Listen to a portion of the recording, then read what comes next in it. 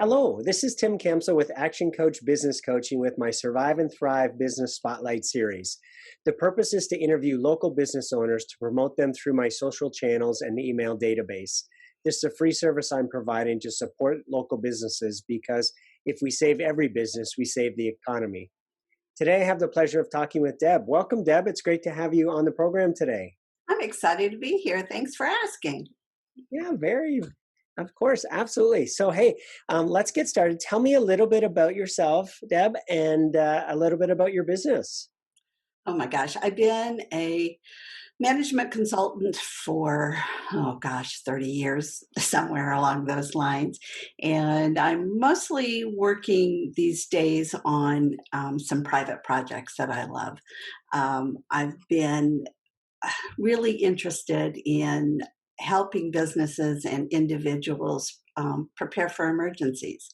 And so that's kind of become my goal these days. And as a result, I've been writing some books. I've been doing some speaking, and just I'm a speaker and author. I write business procedures, documentation, that kind of stuff. Great. And I think you've just recently launched a new book. Is that correct? I have my new book. I have actually been really prolific since COVID-19. It's been kind of fun. I wrote a book called My Life Organizer, and it's a workbook for people to fill in information that's critical for other people to know in the event of an emergency. And then I have a companion book, My Health Organizer, which is just for individuals. And so I've been having fun writing books. Good for you. So, tell me, how long have you been in business for yourself? I started for myself probably in the late 90s, 1990, 98, somewhere around there. So I've been in business for a long time. Um, I did a lot of procedure documentation over the years for big companies, Lincoln Financial, Vera Bradley, hospitals up in Fort Wayne area. Um, did some work down here at Lilly and Anthem. So I've worked all over the state and in a lot of big companies and a lot of small ones too. So Fantastic. been doing this for a while. Yeah, wonderful. So, I know you mentioned a little bit about COVID. What's been the greatest impact that COVID-19 has had on your business? Well, being isolated, I've always worked from home, so that hasn't really been a factor for me. I've had a home office for years, so that was not a problem. I think the biggest one is meeting with my customers face to face. It's really been difficult to really spend a lot of quality time with my customers and helping them move through and doing some strategic planning with them. It's a little harder online, but we're making it happen. Fantastic. That's great. So, tell me, what's one or two actions that you've taken to make a difference during these times, and how is that working for you? I think the biggest thing was being a writer and being able to do that. I've obviously completed two books. I've got another one in the works. I've been working on the disaster recovery, business continuity planning workbook for small and medium sized businesses that I hope to finish up here in the next 2 months or so. I'm still doing some research on that. I think, the, and then I spent some time this summer.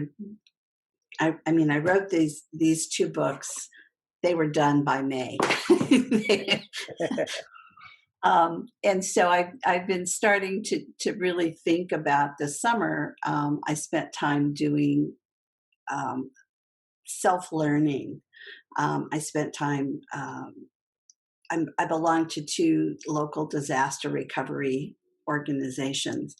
And so I've been doing some training for myself for some of that. I took a course on psychological first aid, which is helping people who are affected by disasters and emergency situations kind of work through to become at least functioning, if not getting help. And then doing some disaster recovery um, kinds of trainings that I've been doing. So I kind of took the summer to do that, which is going to help in the long run. But I needed to get away from some of the political stuff and move on. There.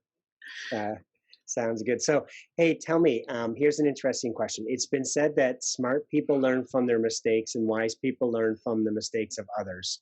So, what mistakes did you make along the way, and how can other entrepreneurs learn from your experience? I think one of the biggest mistakes I made was not getting help Mm, when I needed it, trying to do it all by myself. I think entrepreneurs, we think we can do it all, or we don't feel like we can pay for to have somebody do some things for us. And I think it took me a long time to realize that I needed help. And so I had a coach, and then I got somebody to help me with my books. mhm. And when I need technical support, I have a couple of people of resources that I've identified that I can go to now and get immediate help with.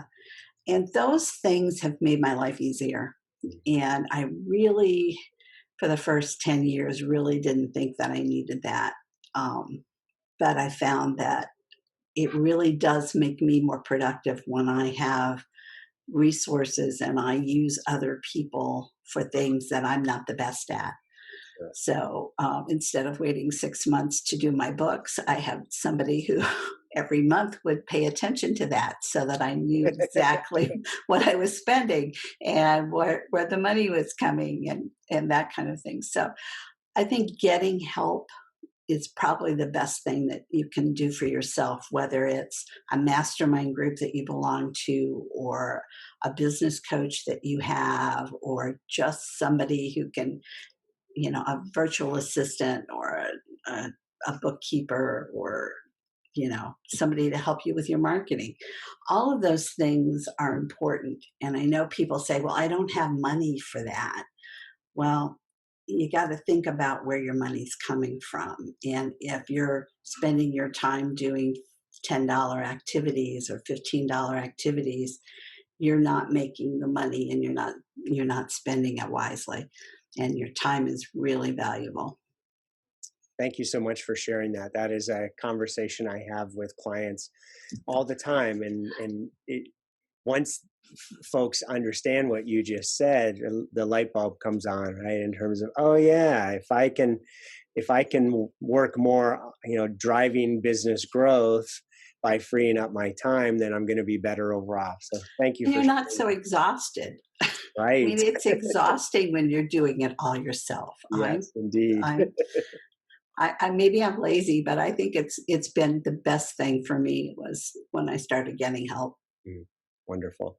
Well, Deb, second last question here. I'm gonna get your email and website address and things like that to be able to promote you when I post this video. Is there anything else that I should add to that, like a special offer? Well, I'm actually doing a 5 day Kickstarter for um, life organizing, and basically what this is, it's a way to gather all of the critical business or personal information, your life insurance, Hmm, your financial information, um, so that you can put it together in a way that you can take it with you if you have to leave your house or if there's an emergency situation. And it doesn't have to be, a disaster. I wrote the, the book based on my own experience when my husband was sick, and we were at the time living in Fort Wayne, and then we moved down we had to be in Indy for 3 months. And at that time, nothing was electronic, everything was on paper. So I had to go back and forth in order to pay bills and do all of that kind of stuff. If I'd had the information with me, I could have taken care of it much simpler and much easier. So that was the impetus for me to do this. So the Kickstarter is just a way to get people to start thinking about what they need to do. It's 5 days. I send you an email. You watch a short video and you do an activity, and it helps you at the end of 5 days. You're going to come up with a plan for having all of everything organized in a very easy to use method. So um, hopefully that, and that's going to be an ongoing kind of thing. It's um, I I'll give you a flyer that you can send out with people who just sign up for put their name on the flyer. It's free, sir. It's a free thing. I'm really wanting people to take the time to get organized. It's really important. I think it's, my kids live out of state. They don't have any clue about any of the information that I have. They know I have it. They just don't know any of the details. And this helps you provide those details and if an emergency arises. So Wonderful. Fantastic. Thank you for that. So, last question. Tell me what's been most inspiring to you in today's environment? I think it's my family. Mm. Um, I have grandkids. I have, my kids are all over the place. They live outside of Indiana. Um, but the stuff that I do is usually around, making life easier for everybody, and myself included. But I think, my family is really important, and that's what gets me going and keeps me moving along. This environment is tough for everybody, and I think you really need to lean on your family and um, be together with them as much as you can, even if it's only a Zoom call every week, which is what we do to keep in touch. So family, I think, is hugely important. Fantastic. Well, Deb, that concludes our interview. Why don't you show your books again, just so everyone can get a visual of those? So, Yeah, My Life Organizer and My Health Organizer. right.